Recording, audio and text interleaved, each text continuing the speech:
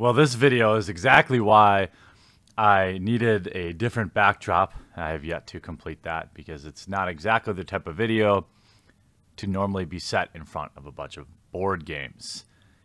That said, maybe it's good symbolism for just a regular dude trying to speak out on something that's horrendous.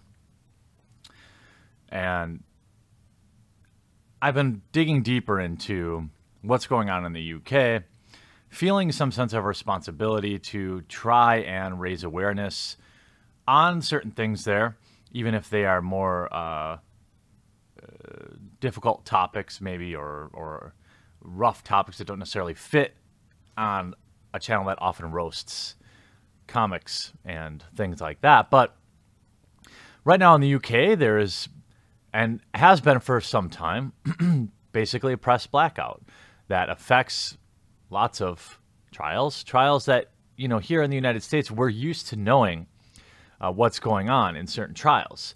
Now, I can understand that being convicted in the court of public opinion is a huge problem. It is a huge problem in the United States, too.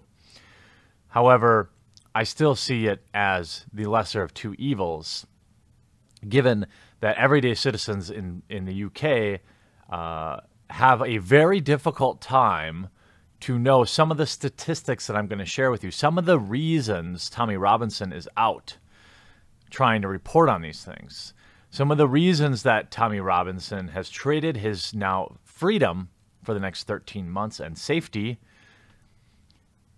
These numbers need to be out there. These facts, statistics need to be out there.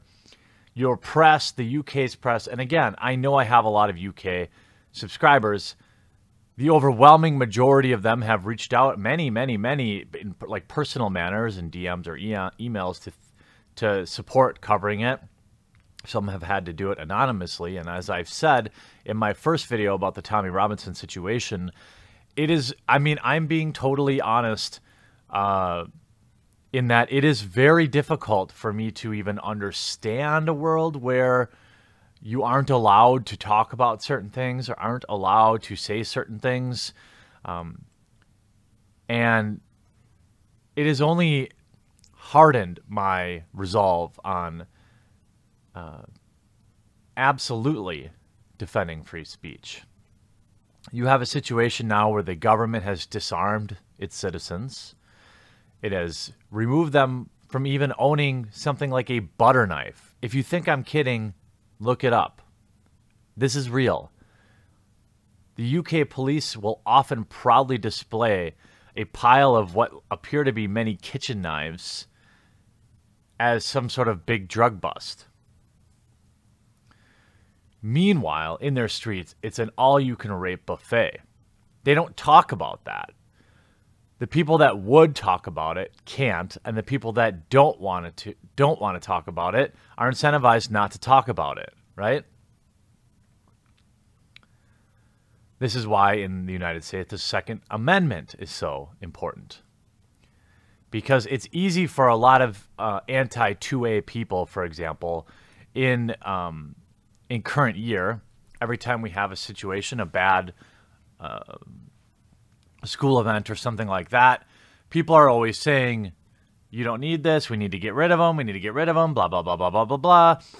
Well, this is why I fight against it. This is why you cannot give an inch when it comes to your rights. It starts small, as I mentioned in the first video. And before they come for your sporting rifles, and then before you know it, you're getting arrested for having a knife. A knife that you also use to cut your butter. Now, I've seen these statistics shared by several places. And with any statistics, the old saying is there are lies, there are damn lies, and then there are statistics. Okay? Now, I've seen these numbers verified by a few independent people, but as with anything, use this to frame why it's important that the people in the UK organize and rise up against this stuff and start to fight for the rights back.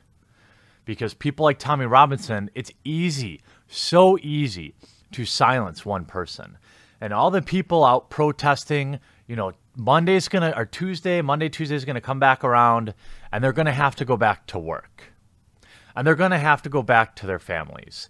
And it is, in modern times, very difficult to keep a sustained pressure on your government in a day and time where we're all inundated with other things to think about.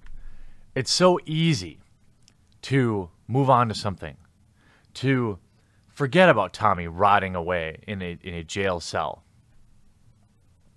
Did he put himself in harm's way? Sure.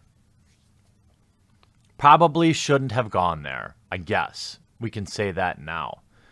But if he didn't, would we be talking about this? Would we be saying, when we look at statistics between 2016 and 2017 in England and Wales, okay, the Rape Crisis Center responded to the highest ever number of helpline calls during that year, 202,666. 4,000 calls a week. These services were accessed by 67,059 individuals, a 16% increase from the previous year. These services provided in excess of 450,000 sessions, including advocacy, emotional support counseling, an increase of 29% from the previous year. 75% of all adult service users contacted the crisis centers about sexual violence that took place at least 12 months earlier. 42% were adult survivors of child abuse. The largest number of rape crisis centers, now over half of service users, is those who prefer to self-refer. Pattern has remained consistent over the past 6 years and continues to demonstrate the necessity for funded independent services. 93% of service users were female. Were ages known? 2,651 were 15 years or younger, an increase of 55% in the previous year. Those aged under 25 represented 36% of service users. Over 30 times more children reported multiple assaults in the last year, 904 compared with 29. During the 2016-2017 year, there were 202,000, again, 666 cases reported. 93% of those were women. 2,651 of them, of their victims, were 15 and under. There is a major, major issue with rape in the UK. These grooming gangs, while they don't, obviously they don't commit 100% of the crime,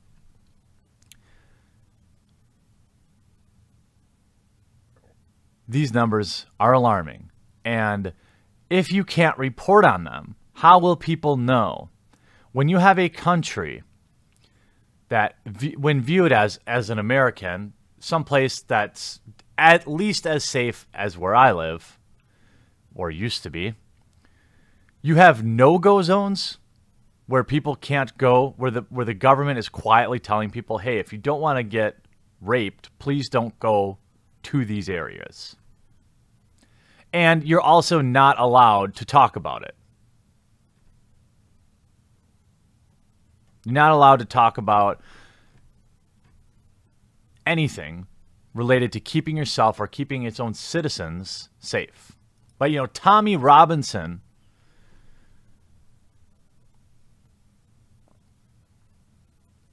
needs to go to jail. He was sentenced and in jail in a few hours. No trials from what I can tell. The judge knowingly was told that he was essentially sentencing him to a situation where he'd have to fight for his life. And his response was essentially, well, he should have known the risks.